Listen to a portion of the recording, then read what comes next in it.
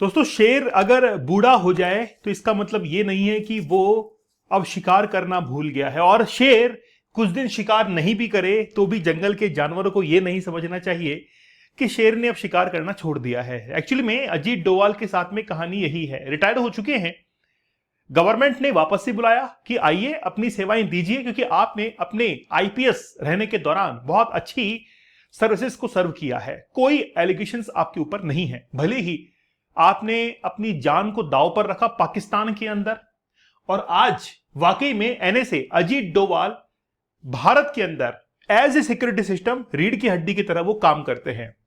अजीत डोवाल ने डिसाइड किया कि मैं जाऊंगा चाइना के अंदर, तुम घबराओ मत, मैं बात करके आऊंगा प्रॉब्लम कहां पर है। और इस बार 25वें दौर की वार्ता होगी। सन 2003 के अंदर जब यह पैनल बनाया गया था कि इंडिया और चाइना के बीच में डिस्प्यूट्स को कैसे रिजॉल्व किया जाए, इसको लेकर 2003 से लेकर आज लगभग 23 साल बीत चुके हैं और ये वार्ताएं बार बार चल रही हैं, लेकिन कोई सॉल्यूशन नहीं हो पा रहा है। क्या वाकई में हिंदी चीनी भाई भाई हो सकते हैं, या वो जो चीनी है क्या वो पानी में घुल पाएगी?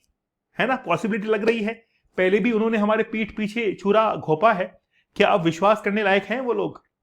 माऊ चाऊ चाऊ जो हैं, क्या विश्वास करें उनके ऊपर? देखो क्या है, ब्रिक्स समिट इंडिया में होने जा रही, या आप लोगों को इत्तला होगा, पता होगा। अब उस ब्रिक्स समिट के अंदर हो सकता है कि शी जिनपिंग आ जाए, कह नहीं सकते हैं, आ सकते हैं, जिस तरीके से बातचीत चल रही है ना। चलो बड़ा विस्तार में बात करेंगे। दोस्तों, हमारा 50 डेज का हार्ड चैलेंज काफी सक्सेसफुल रहा है। केवल 50 दिन में आप अपने आप को साबित कर सकते हैं। साथ ही में 75 डेज का हार्ड चैलेंज, 100 डेज का हार्ड चैलेंज बड़ा जबरदस्त है, आप इसको जरूर ज्वाइन कीजिएगा। Challenge can change your life. चुनौतियां ही आपके जीवन में एक बड़ा बदलाव करती है। मेरे जीवन में किया है, चुनौतियों ने बदलाव किया है। वो आपकी मर्जी है कि आप अपनी चुनौती को किस तरीके से एक्सेप्ट करते हैं। दोस्तों, रिसेंटली क्या हुआ है कि अजीत डोवाल ने कहा है कि मैं चाइना जाऊंगा। तो Doval India special representative for boundaries talk. पहला तो कंसर्न यही है कि बाउंड्रीज के ऊपर हम लोग टॉक करने के लिए जाएंगे। विल मीट, जो कि इनके समकक्ष हैं, काउंटर पार्ट हैं, उनसे मुलाकात जो है वो की जाएगी इसी क्वेश्चन के ऊपर, ठीक है। और रिव्यू किया जाएगा कि आखिरकार लाइन ऑफ एक्चुअल कंट्रोल जो है वहां पर हम लोग मिलिट्री डी एस्केलेट कैसे कर सकते हैं, और हम सीमाओं पर जो तनाव है इसको कम कैसे कर सकते हैं। ये तमाम बातचीत की जाएगी। अब ये विजिट जो है रिसेंटली कुछ समय के अंदर होने के लिए जा रही है। अजीत डोवाल ने कह दिया कि मैं जाऊंगा, बात करूंगा कि अरुणाचल प्रदेश में दिक्कत क्या है, तुमको क्या समस्या है, बताओ बैठ के। भाई बातचीत करेंगे, सॉल्यूशन निकलेगा ना। बैठ के बातचीत करते हैं। जो क्षेत्र हमारा है तुम उसको बार बार क्लेम क्यों करते हो कि चाइनीज लिबरेशन आर्मी जो है वो बार बार क्या करती है, उसको क्लेम करने की कोशिश करती है, ठीक है। अब सोर्सेज जो है वो अलग अलग हैं कि बॉर्डर एरिया, चाहे लद्दाख की बात करें, अरुणाचल प्रदेश की बात करें, बार बार जो है वहां पर प्रॉब्लम्स होती हैं। अब मैं आपको लेके चलता हूं उस मैप के ऊपर। देखिए, चाइना के साथ में हम लोग जो सीमा साझा करते हैं वो 3488 3488 किलोमीटर की बाउंड्री शेयर होती है। इस बाउंड्री को अलग अलग सेक्टर्स में डिवाइड किया गया है। ये जो पहले आप रेड लाइन देख रहे हैं, ये है सेक्टर ए, जिसको वेस्टर्न साइड हम लोग कहते हैं। ये है सेक्टर बी है, जिसको लीस्ट कंट्रोवर्शियल की कैटेगरी में हम लोग रखते हैं। ये है फिर सेक्टर सी, और ये है सेक्टर डी। मोटा मोटी 3 सेक्शन में रखते हैं, ये मान लीजिए ए, बी एंड सी, ठीक है। अब ये जो एबीसी सेक्शन है, इसमें सबसे ज्यादा जो बर्निंग पॉइंट रहा है वो है लद्दाख का, उसके बाद अरुणाचल प्रदेश का, और फिर रहा है उत्तराखंड का। क्योंकि उत्तराखंड में चाइना ने खुद ने डायरेक्टली अटैक नहीं किया, नेपाल को उकसाया, और नेपाल ने इंडियन टेरिटरी को क्लेम करना शुरू किया। जैसे लिम्पियाधुरा, काला पानी, लेपुलेख, ऐसे जो एरिया हैं, दर्रे हैं जो कि उत्तराखंड में है, नेपाल ने इसको क्लेम करना शुरू किया और अपने मैप में दिखाना भी शुरू कर दिया। यहां तक कि नेपाल में गवर्नमेंट चेंज होने के बाद भी, जेनजी आंदोलन होने के बाद सरकार पलट गई, और उसके बाद में भी उन्होंने अपने मैप पर दिखाना जारी रखा। डब्ल्यूटीओ ने फटकार लगाई कि आप बिना अप्रूवल के इस मैप को शो नहीं कर सकते हैं। इस तरीके से इंडिया इसको डिनाई करता है, तो फिर उनको मैप हटाना पड़ा था, ठीक है ना। तो वो नेपाल की मदद से उत्तराखंड के अंदर बार बार ये एग्रेशन दिखाता है, मतलब चांस लेता है, यार कोई बात नहीं, थोड़ा सा खिसकेंगे और जमीन ले लेंगे। गांव में क्या होता है, जो खेत की बाढ़ होती है, उस बाढ़ को वो धीरे धीरे आगे बढ़ाते रहते हैं। 2 गज रोजाना, है ना। मान लीजिए थोड़ा सा एक इतना बढ़ा दिया, फिर अगले दिन थोड़ा सा और बढ़ा देंगे, फिर थोड़ा सा और बढ़ा देंगे, है ना। तो वो जमीन धीरे धीरे बढ़ती चली जाती है। चाइना का वही रूल है, थोड़ा थोड़ा थोड़ा थोड़ा आगे बढ़ते रहो, कुछ ना कुछ लेते रहो और कुछ एग्रेशन भी मत दिखाओ। अगर वो देख ले कि तुम आगे बढ़ रहे हो तो थोड़ा सा पीछे हट जाओ वापस से, फिर थोड़ा सा आगे बढ़ो, फिर थोड़ा सा पीछे हट जाओ। अगर 2 कदम आगे बढ़ते हो तो 1 कदम पीछे ले लो, 10 कदम आगे बढ़ते हो तो 2 कदम पीछे ले लो, लेकिन 8 कदम तो आगे बढ़ गए। चाइना की रणनीति है ये, ठीक है। अब आप देखिए कि लद्दाख के अंदर गलवान वैली में क्लैश हुआ 2020 में, और उसके बाद से चाइना ज्यादा एग्रेशन के अंदर आ गया। लाठी डंडों से हमने सबक सिखाया कि ज्यादा उचमाद, ऊद बहल, है ना, राजस्थानी भाषा में कहते हैं ऊद फैल करना, ज्यादा उछलने की आवश्यकता नहीं है। लेकिन एक्चुअली में क्या है, प्रॉब्लम क्या है, मैं आपको बताता हूं। 1962 के वॉर के अंदर जो लाइन ऑफ एक्चुअल कंट्रोल है, तो चाइना ने क्या किया, अक्साई चीन क्षेत्र को अपने पास में रखा है। अब बात इस बॉर्डर की नहीं है, बात है इस बॉर्डर की कि वो इस बॉर्डर से भी आगे आ जाता है, इससे भी आगे क्लेम करने की कोशिश करता है, ठीक है। यहां पर प्रॉब्लम है, पहले यहां से बात करेंगे। बात यह भी करेंगे कि इंडियन जो मिलिट्री है, आर्मी है, वो यहां पर तैनात है, चाइना की यहां पर तैनात है, तो तुम यहां से पीछे हट जाओ, हम यहां से पीछे हट जाएंगे, डी एस्केलेट कर देंगे, पहला। दूसरी बात यह है, अरुणाचल प्रदेश की एक महिला थी जो कि चाइना के अंदर गई थी, बीजिंग एयरपोर्ट पर उसको रोक लिया गया था, शायद हांगकांग या बीजिंग एयरपोर्ट था, वहां पर रोक लिया गया, 19 घंटे तक उसको इंतजार करवाया और उसको वहां से वीजा जो है पास नहीं किया गया। बाद में पता चला कि वो इंडिया की है, अरुणाचल प्रदेश की है, इसी कंसर्न को लेकर उसको इंतजार करवाएगा, रोके रखा। बाद में इंडियन जो एम्बेसी है वहां से फिर मैसेज गया, नोटिस गया कि यार क्या प्रॉब्लम है, रिलीज किया गया, उसको भेजा गया फिर बाद में, ओके। डोकलाम जो क्षेत्र है 1962 के अंदर आप देख सकते हैं कि डोकलाम जो क्षेत्र है, यहीं पर एग्रेशन जो है, एंट्री यहां से शुरू हो चुकी थी।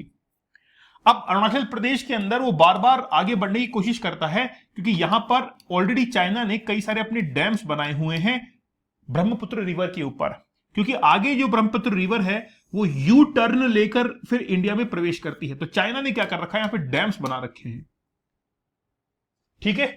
अब चाइना बार बार अरुणाचल प्रदेश में एग्रेशन शो करता है, आगे बढ़ता है, अपनी कॉलोनीज वहां पर एस्टेब्लिश करता है, और भारत कहता है भाई पीछे हट जाओ। तो यह संघर्ष बहुत लंबे समय से चलता हुआ आ रहा है। इस बात को लेकर 2003 में एक पैनल बनाया गया कि मिलिट्री को डी एस्केलेट कैसे कर दे। आज तक 25 दौर की वार्ता हो चुकी है, 25वीं मीटिंग अब होने के लिए जा रही है अजीत डोवाल की। अभी भी हो सकता है कि बेनतीजा निकले, लेकिन अजीत डोवाल ने कहा कि मैं बात करता हूं जाकर कि भाई तुम या एक जगह चुपचाप क्यों नहीं बैठ जाते, बार बार ये दिक्कतें क्यों करते हो, हमको भी प्रॉब्लम है, तुमको भी प्रॉब्लम है, तो एक जगह बस बाउंड्री पर उस पार रहो, डिसाइड करो, दोनों की मिलिट्री एक दूसरे से दूर रहे। लेकिन मुझे ऐसा कम लगता है चाइना जो है धोखा जरूर देगा। अब ये हमारे लिए इसलिए महत्वपूर्ण हो जाता है क्योंकि ब्रिक्स का समिट इंडिया में होने के लिए जा रही है।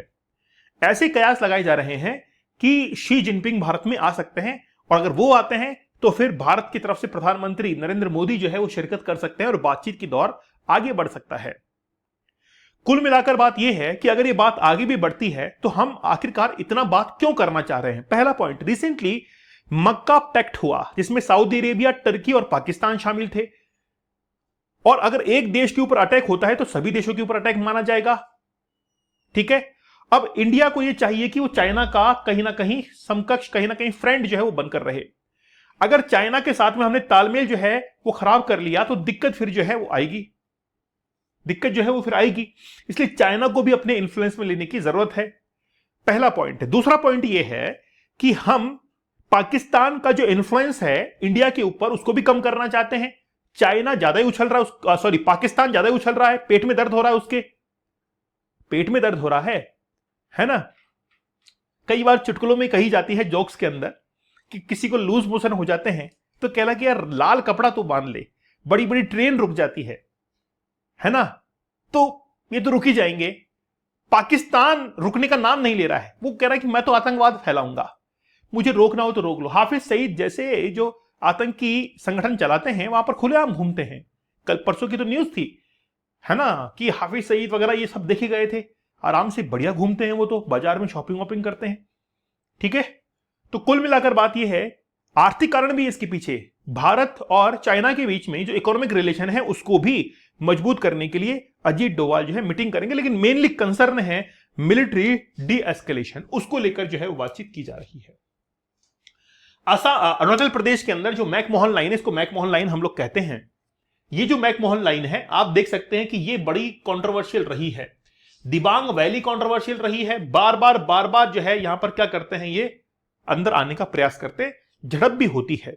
यहां के जो गांव वाले हैं वो इस बात को लेकर कहते हैं कि ये चाइना वाले क्या करते हैं कि कोई बॉर्डर जो है वो तो क्लियर नहीं है, क्योंकि पहाड़ है वहां पर, फिजिकल जो वहां पर एंटिटीज हैं वो कुछ ऐसी है कि यार बॉर्डर को हम लोग क्लियरली डिवाइड नहीं कर सकते कि ये तेरा है ये मेरा है।